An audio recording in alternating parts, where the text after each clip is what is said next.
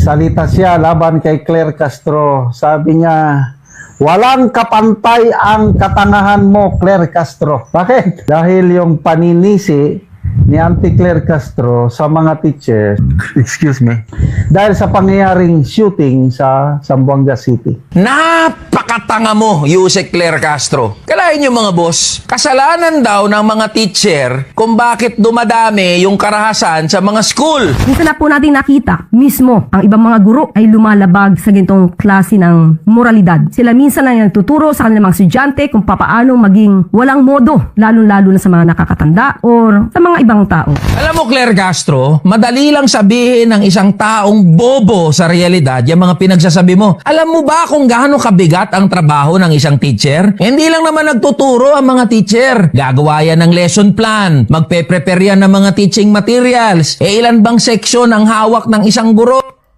Breaking news mga kaibigan. Ayan na po, minura na po guys. Nakatikim itong si Auntie Claire dahil kung anong mga pinagsasabi. Kasi sa isang interview mga kaibigan ay totoo naman talaga na sinisi niya. Kung pakikinggan niyo mabuti ang kanyang sinabi, meron siyang sinabi doon patungkol sa mga guro patungkol po sa nangyari doon sa Zamboanga mga kaibigan, di ba? Hindi na po natin tinapik yung nangyari sa mga kabataan doon dahil sa isang school. Ganoon na naman po, nagkaroon na naman po ng barilan doon at yun na nga, may nasawi. Ay ito kasing si Auntie Claire mga kaibigan, kung anong mga pinagkakalat. At parang sinisipa niya ang mga guro patungkol po sa nangyari. Hindi ba niya alam kung gaano kahirap ang trabaho ng isang guro? Kaya po mga kaibigan, umani po siya ng mga samut-saring komento at mga reaction guys, at mga mura na galing po sa mga netizens. Lalong-lalo na po itong si Congressman San Fernando po mga kaibigan ay nagsalita na po. Ay yun na nga, minura nga siya, no? Buti nga sa iyo, nakahanap ka ng katapat. Kasi kung ano-ano kasing lumalabas sa bibig di ba? Yan ang sinasabi natin. Bago kasi magsalita, dapat tingnan muna nila, no? Pag-aralan muna na mabuti kung yung lalabas pa sa kanilang mga bibig ay ito ba'y nakabubuti. Baka mamaya nakakasama lang. Lalo na pag ang tinitira mo dito or ang binabanatan mo dito ay ang mga teacher. Di ba? Naghirap ang mga teacher, mga kaibigan. Nagsakripisyo sila. Kahit mababa ang sweldo, magkano lang sinasahod ng teacher? Di ba? Napakabigat pa ng kanilang workload.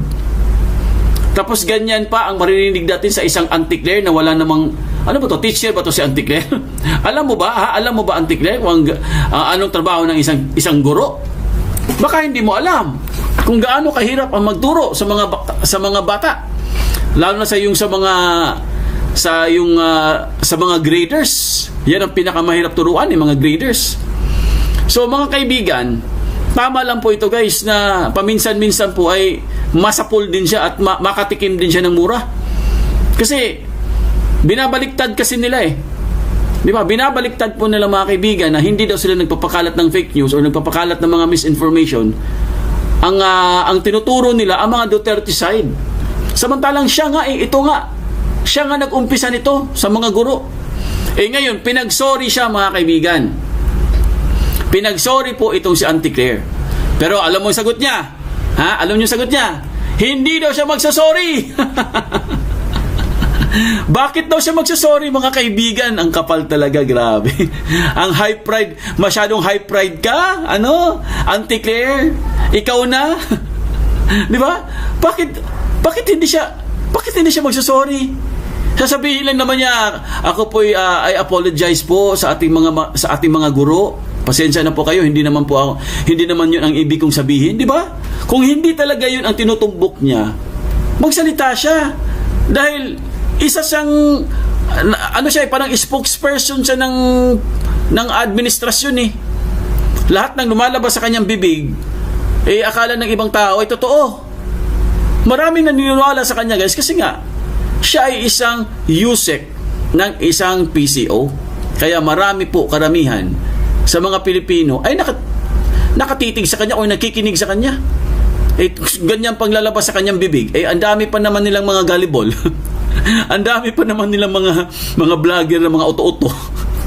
Ang bilis maniwala. O ayan. So ngayon, ewan ko lang kung ano pong mangyari sa kanya kasi ang dami na po nag-comment ha. Nag-comment na po yung mga personality katulad po ni attorney ni Dr. Ito po na nagsalita na po itong ito teacher po ito guys, si Car Balita, teacher po ito. Nagsalita na po si Car Balita. Mamaya alamin din natin 'yan, no? At of course si Kiko Barsaga nagsalita na rin. At marami pang iba, no? Nagbigay po sila ng mga sari-saring mga reaction at mga komento po patungkol po dito sa pinapakalat ni Auntie Claire na para bagang hindi niya ginagalang mga kaibigan ang ating mga guro. Bawal 'yun, 'di ba? Kung tutuusin mga kaibigan, ito pong ginagawa ni Auntie Claire guys, dapat nga matanggal na siya dyan sa pwesto kung tutuusin Dahil hindi po talaga tama ang kanyang ginawa. Hindi lang po ito isang beses Hindi lang po ito one time guys nangyari. Maraming beses na po ito nangyari. Multiple times. Ilang beses na po pumalpak itong si Auntie Claire sa kanyang mga pagbibigay ng mga impormasyon. Mga maling impormasyon. Ilang beses po. Yung mga major events at mga major issues, pinapakalat niya ang mga maling impormasyon po mga kaibigan. Di ba? Sa bagay, maganda din naman yung ginagawa niya kasi nga, lalong bumababa ang rating ni Bangag. Dahil sa kanya, lalong nag-negative si Bangag. Di ba? Kaya po maraming pumapalakpak Maraming may gusto sa kanya. Sige, Bangag, huwag mo nang tanggalin yan si Auntie Claire. Diyan lang yan. Perfect siya dyan. Perfect siya. Kasi po mga kaibigan, dahil po sa kanya guys, hindi po nakakaangat sa rating itong amo niyang Bangag.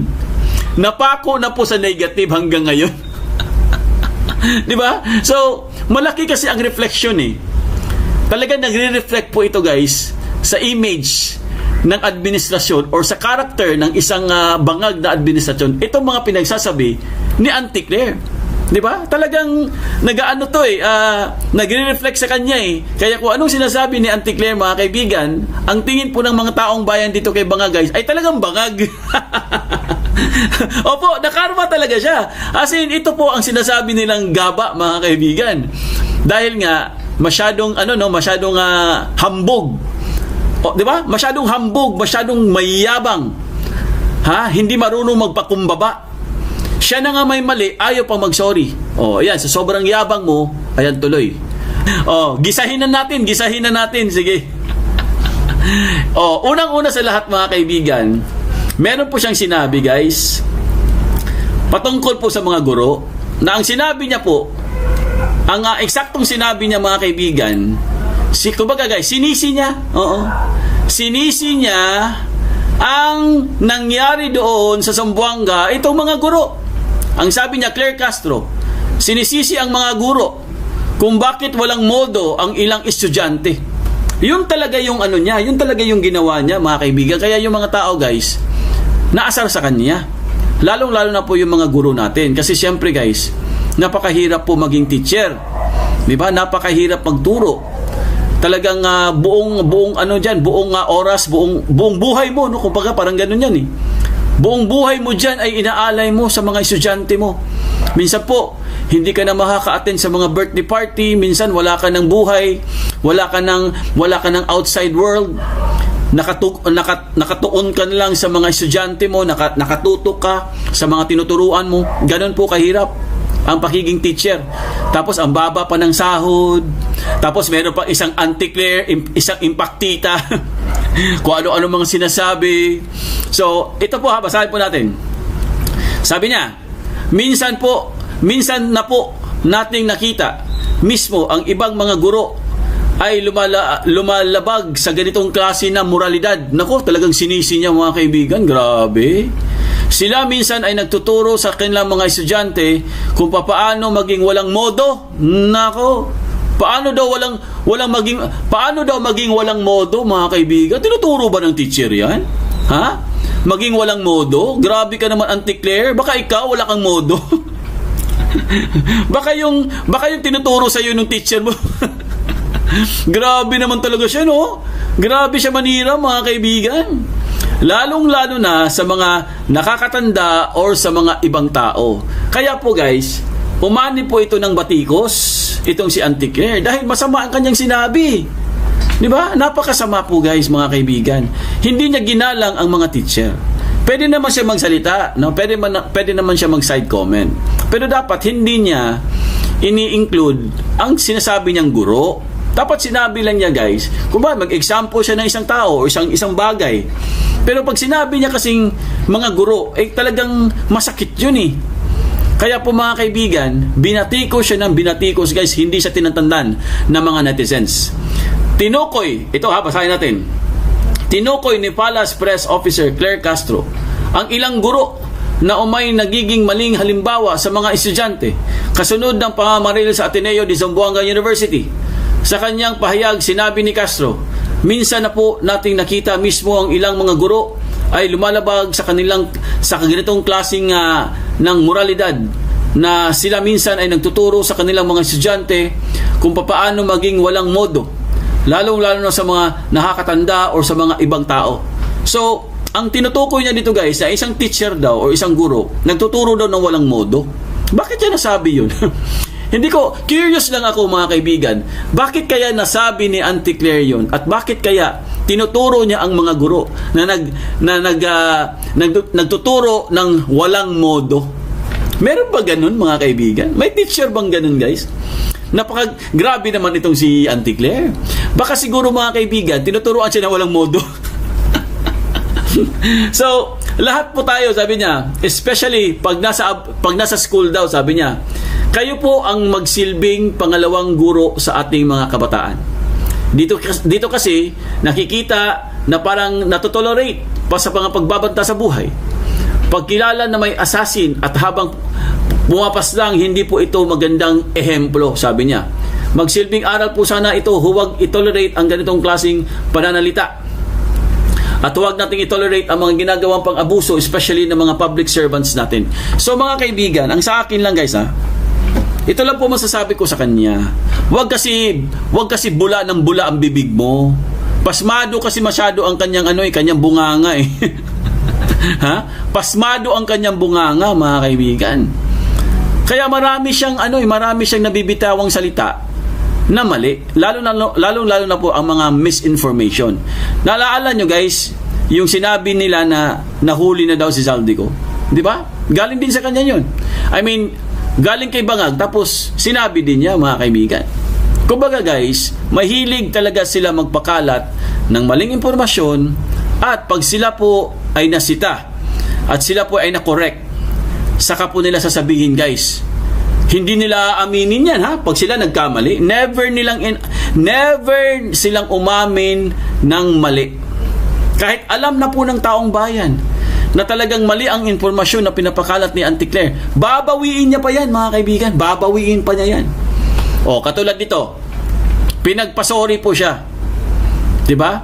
Nag-request po mga kaibigan ang mga netizens na kailangan mag-public apology siya. Ito, ipakita ko sa inyo ha kung ano po ang kanyang sagot. Sige, tignan natin. Tignan natin ang kanyang sagot mga kaibigan. Kasi hinihiling po ng mga netizens guys at mga guro, ibang mga guro na kailangan niyang mag-public apology. Sige, tignan natin kung ano po ang kanyang sagot dito po sa kanyang sa request ng mga taong bayan. Ayan po mga kaibigan, basahin niyo po sa inyong screen. Sabi niya mga kaibigan, ang sabi po ni Auntie Claire Castro, iginiit na hindi umano siya ang dapat mag-sorry. Nako. Hindi daw siya ang dapat mag-sorry, mga kaibigan. Sino kaya dapat mag-sorry? Hoy, Auntie Claire, grabe ka naman. Kung hindi ikaw ang dapat mag-sorry, sino, Auntie Claire, ang magsusorry? In your behalf. In behalf of Auntie Claire, sino ang pwedeng mag-sorry? Si Bangag? Si Satanas? Di ba? Bakit hindi siya magsusorry? Di ba? Mali naman talaga niya yun. Binasa ko na sa inyo Binasa ko na sa inyo yung sinabi niya. Mali naman talaga yun. Di ba? So, siguro po, sabi niya ito po ang sinabi niya, siguro po ang dapat daw magbigay ng paumanhin ay iyong nagbigay ng maling konteksto sa aking sinasabi. So ngayon guys, sabi ko sa inyo, tinuturo na naman niya Mahilig sila magturo Ang tinuturo ngayon ni Auntie Claire kung sino po ang nagkamali, guys. Yung mga nagbigay daw ng maling konteksto sa kanyang sinabi. Anong maling konteksto na sinabi mo? Ikaw mismo ang nagsabi nun eh. Galing yun sa bibig mo. Ikaw mismo ang nagsabi. So ikaw yung nagkamaling konteksto. Huwag mo nang ipilit or huwag mo nang ipasa sa iba. Yung mali mo, aminin mo na lang. Di ba? Hindi tayo perfecto. Walang perfect na tao. Lahat tayo nagkakamali. Aminin mo na lang kasi nga, magbumukha ka talagang syunga-syunga. Nagbumukha kang B.O.B.O. Ipakita lang po natin ha. Ayan.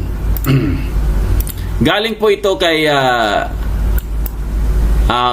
Carl E. Balita. Ayan, kilala niyo ito. Kilala niyo si Carl Balita, di ba? Ayan, teacher niya. Magaling na teacher ito. So, ito po ang sagot. Kasi sabi po ni Auntie Claire, nagtuturo daw ang mga guro na kung paano maging walang modo. So, ang sagot po ni Carl Balita, nakakagalit. Sabi niya, nakakagalit po, mga kaibigan. Sabi po ni Carl Balita, guys. Nakakagalit. Pero malay nyo, strategy ito para sa kanya. Tayo magalit at huwag sa tamang dahilan ng totoong dapat ikagalit natin. Anger triggers, distracts, disorients, diverts. Kumbaga guys, parang sinasadya po ni Auntie Claire, mga kaibigan, para magalit po ang taong bayan at ma-divert. Tama din naman ang sinabi ni Carl E. Balita, no? So nagbigay ng matalim na reaksyon ang entrepreneur at licensed teacher na si Dr. Carl E. Balita sa controversial na pahayag ni Palace Press Officer Castro tungkol sa ilang guro na umano'y nagtuturo sa mga estudyante kung paano maging walang modo. Sabi po ni Carl, nakakagalit pero malay nyo, strategy ito para sa kanya. Tayo magalit at huwag na lamang sa tamang dahilan sa totoong dapat ikagalit natin. Anger triggers, distracts, disorients, diverts, pero maling-mali, sabi po ni Carl Balita. Kumbaga guys, maling-mali ang kanyang pahayag patungkol po sa mga guro. Nauna nang sinabi ni Castro na may ibang mga guro umanong lumalabag sa moralidad at minsan ay nagtuturo sa kanilang mga estudyante kung paano maging walang modo.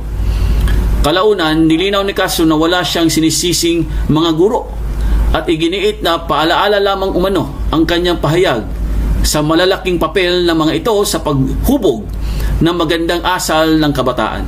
So mga kaibigan, agree po ako dito guys kay Carl Balita, no, isang teacher. Dahil siya naman talaga ang makakapagsabi nito, mga kaibigan, no? At ang dapat po magsalita ay isang teacher din patungkol po sa sinabi ni Auntie Claire. So ngayon guys, ginawa niya po itong parang ano na lang, ginagawa na lang niyang laro itong si Carl Balita para po hindi po masyadong masakit sa mga guro. Kasi masakit talagang iisipin itong pinagagawa ni Auntie Claire, no? So ito po, ipakita lang natin. So ang ginawa po ni Carl Balita, mga kaibigan, binigyan niya ng meaning, guys. Ayan, no? Binigyan niya ng meaning ang sinabi ni Auntie Claire na walang modo. Okay, ano po ibig sabihin ng modo? Okay? Sabi po ni Carl Balita, walang modo. Okay, ito po ang ibig sabihin ng modo. Anong ibig sabihin ng M? Mataas na sahod. Ibig sabihin walang mataas na sahod. M yan na M. Punta naman tayo sa O. Oras sa daming gawain para sa pag-aaral. Punta naman tayo sa D. Depensa at seguridad wala mula magulong paligid. Punta naman tayo sa letter O. Oportunidad na mapagyaman ang sarili. Dahil sa paglilingkod, walang modo. Saludo sa mga guro, wala kayo kung wala sila. Ayan, sapol si Auntie Claire. Mahiya ka naman dito, Auntie Claire, sa sinabi ni Carl Balita. Di ba? Itong ibig sabihin ng modo na sinasabi mong walang modo ang mga teacher. Hindi marunong magturo ng modo. Oh, ayan. So, kinonvert na lang, guys. Kinonvert na lang ni Carl Balita itong modo into parang meaning, no? Para at least hindi masyadong mabigat sa mga guro natin kasi napakasama talaga ng sinabi ni Auntie Claire. Yung sasabihan ka, guys, na nagtuturo ka ng walang modo. Sus, Ginoo, Diyos ko Lord. Saan ba galing ito si Auntie Claire? Sa bagay, impaktita nga siya. So, nagpahayag ng suporta si entrepreneur, educator, Dr. Carl Balita sa mga guro sa gitna ng kontrobersya kaugnay ng pahayag ni Palace Press Officer Claire Castro tungkol sa ilang teachers na umano'y nagtuturo sa mga estudyante kung paano maging walang modo. Sa kanyang social media post, binaliktad ni Balita ang salitang modo upang ilarawan ang mga hamong kinakaharap umano ng mga guro. So guys, imbis na bigyan niya ng masamang interpretasyon po itong sinabi ni Auntie Claire, guys, binigyan na lang niya ng meaning para hindi po masyadong masakit sa kalooban ng ating mga tinaguriang mga daansang heroes, no? Ang mga bayani, mga bagong bayani sa henerasyon natin, ang mga guro. So mga kaibigan, sana po mahimasmasan at sana magising po sa katotohanan etong si Auntie Claire, mga kaibigan. At mag-sorry naman siya. Ang kapal ng kanyang mukha. Hindi siya magsusorry sa kanyang ginawa. 'Di ba? Isa po itong paglabag po, mga kaibigan, no? Itong ginawa niya. Itong ginawa po ni Auntie Claire, guys, ay wala po itong kapatawaran kung hindi siya magsusorry. Katulad po ito, guys, pakinggan po natin ang pahayag po ni Congressman San Fernando. Ito po, pakinggan po natin, mga kaibigan. Alam mo, Claire Castro, madali lang sabihin ng isang taong bobo sa realidad yung mga pinagsasabi mo. Alam mo ba kung gaano kabigat ang trabaho ng isang teacher? Hindi lang naman nagtuturo ang mga teacher. Gagawa yan ng lesson plan. Magpe-prepare yan ng mga teaching materials. Ilan bang seksyon ang hawak ng isang guro? Ilang bata yung aalagaan, tuturuan at pagpupukusan yan? Tapos, uuwi ang mga teacher. Mag-aasikaso sa bahay. Mag-aalaga ng anak. Yung hindi niya natapos na mga papeles sa school, tatapusin yan sa bahay. At pagtapos ng lahat yan, magpe-prepare siya uli para pumasok kinaumagahan. Lahat ng yan, sabay-sabay na gagawin ng isang teacher, Yuse Claire Castro. Pagkakasahin yan sa isang buong araw para sa gagarampot na sahod. Tapos yung mga kakulangan sa classroom, teacher din na sumasagot niyan. Kulang sa tiyok, walang electric pan, walang walis, walang floor wax. Teacher lahat ang kumakargo niyan. Boom sa poll! Boom, boom, boom, boom, boom, boom! Boom, boom, boom, boom, boom! Boom, boom, boom, boom! Ayan, sapol na sapol. Congressman Fernando, galing. Ang galing ni Congressman. Napahiya ka, Auntie Claire, no? Kaya kung ako sa'yo, mag-sorry ka na. Bukas na bukas, mag-sorry ka na, ha? Pag hindi ka nag-sorry, yari ka. Hindi na matatapos yan. Kukondenahin ka ng mga tao dahil sa mga pinagsasabi mo. Basa kasi ang bibig ng babaeng yan, kaya nga impaktita.